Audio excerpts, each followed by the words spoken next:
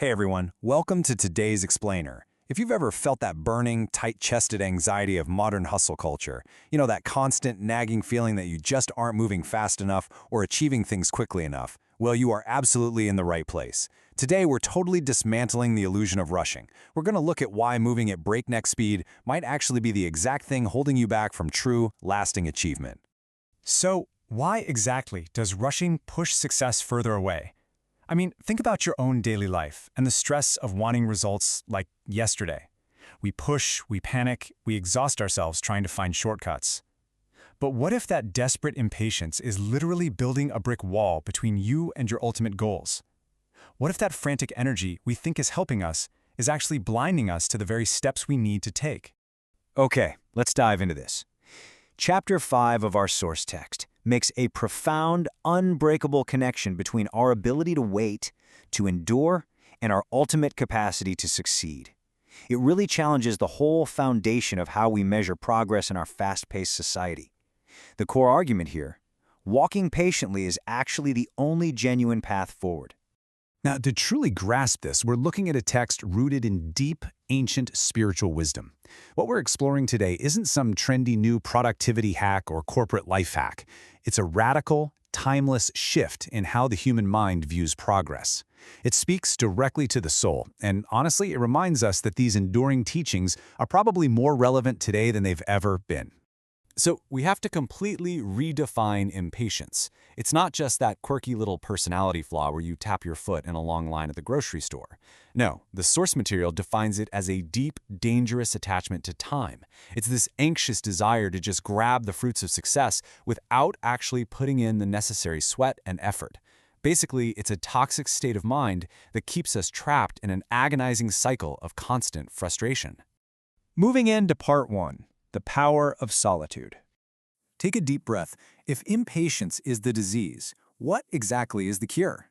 To fix this attachment to time, we have to enter what the text considers the necessary forge of true success. As the quote says, success is always preceded by a period of solitude.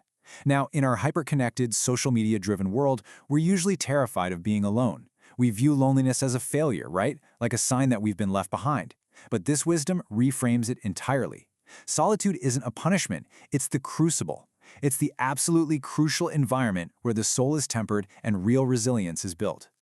Look at the contrast here. On one side, we have the constant seeking of noise and the immediate praise of the crowd. Sure, it feels good in the moment, but it's incredibly fleeting. On the other side, we have the quiet test of isolation.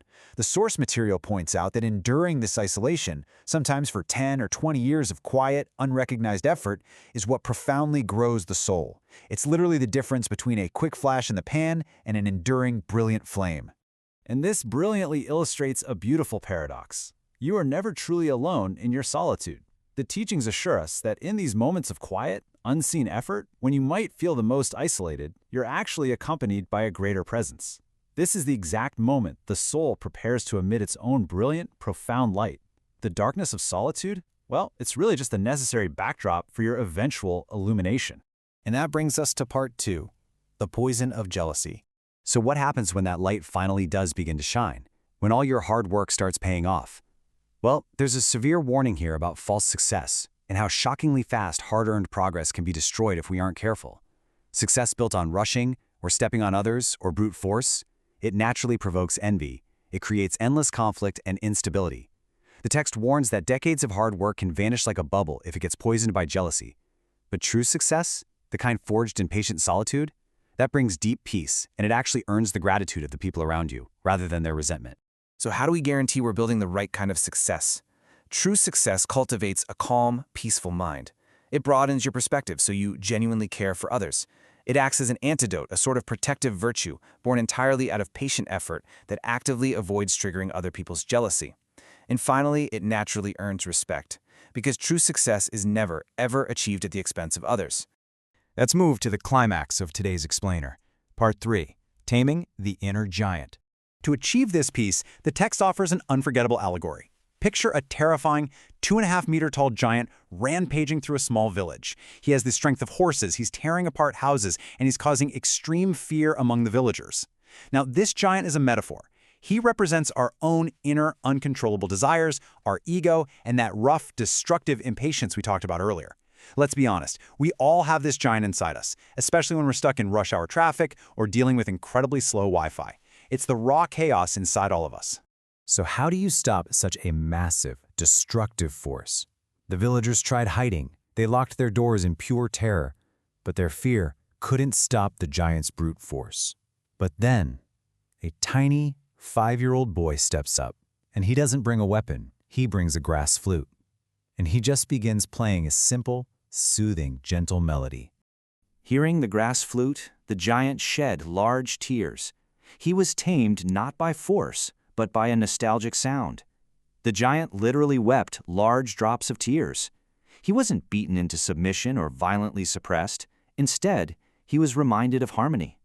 The text is telling us that extreme suppression and punishing asceticism, they just aren't the answers to our inner turmoil. So, the crucial point is this. To master your own chaotic impulses, the text outlines 3 specific steps. First, you must acknowledge the rough giant. Your desires and impatience exist, so don't ignore them. Second, avoid extreme asceticism or trying to use brute force to suppress how you feel. Third, you must play the grass flute. By that, it means you must intentionally cultivate ordinary, daily compassion and harmony. That is how you truly control your chaotic impulses.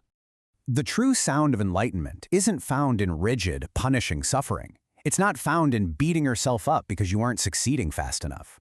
Actually, scratch that. It's really found in the peaceful, steady harmony of everyday life. Small, consistent acts of compassion and patience are what truly soothe the giant of our impatience. Which leaves us with this final, vital question. What melody will you play to soothe your inner giant today? Before you rush towards your next goal, before you let impatience completely dictate your day, just take a breath. Find your solitude. Remember that true success brings peace, and play your grass flute.